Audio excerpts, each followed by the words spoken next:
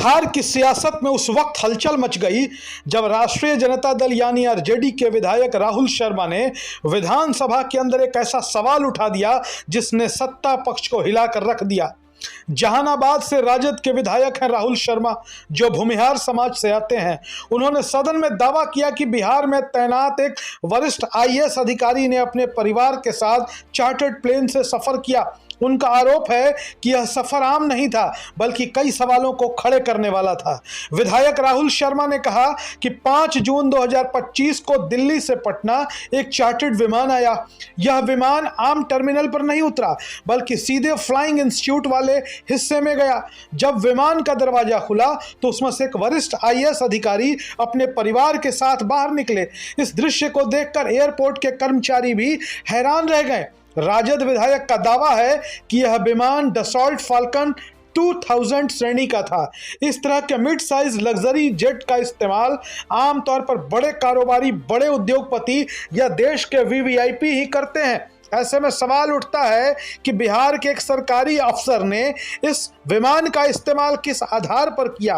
विधायक राहुल शर्मा ने सदन में सीधे सरकार से पूछा कि क्या इस यात्रा की अनुमति दी गई थी, अगर दी गई थी तो किस स्तर पर दी गई थी, इस यात्रा का खर्च किसने उठाया, क्या यह खर्च सरकारी खजाने से किया गया या निजी तौर पर भुगतान किया गया।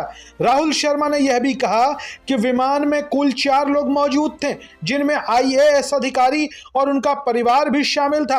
अगर यह निजी यात्रा थी तो फिर चार्टर्ड विमान का चयन क्यों किया गया, और अगर यह आधिकारिक यात्रा थी तो परिवार के साथ अफसर क्यों गए थे। जानकारों के मुताबिक दिल्ली से पटना तक डसॉल्ट फाल्कन 2000 जैसे जेट से एक तरफा यात्रा का खर्च लगभग 18 से 25 लाख रुपए तक हो सकता है। इस रकम में विमान का किराया, क्रू चार्ज, एयरपोर्ट फीस और ईंधन का खर्च भी शामिल होता है। ऐसे में यह सवाल और भी गंभीर हो जाता है कि इतनी बड़ी रकम का भुगतान आखिर किसने किया। विधानसभा का बजट सत्र चल रहा है, विधानसभा में हंगामे खूब हो रहे हैं, सरकार और विपक्ष के बीच तनातनी है और ऐसे समय में यह मुद्दा उठाने से राजनीतिक तापमान बढ़ गया है। राष्ट्रीय जनता दल इसे पारदर्शिता और जवाबदेही का मामला बता रहा है। वहीं सत्ता पक्ष की ओर से अब तक इस पर कोई प्रतिक्रिया सामने नहीं आई है। सत्ता पक्ष खामोश है। यह मामला सिर्फ एक यात्रा का नहीं है बल्कि सरकारी पदों पर बैठे अधिकारियों की जवाबदेही से जुड़ा हुआ है।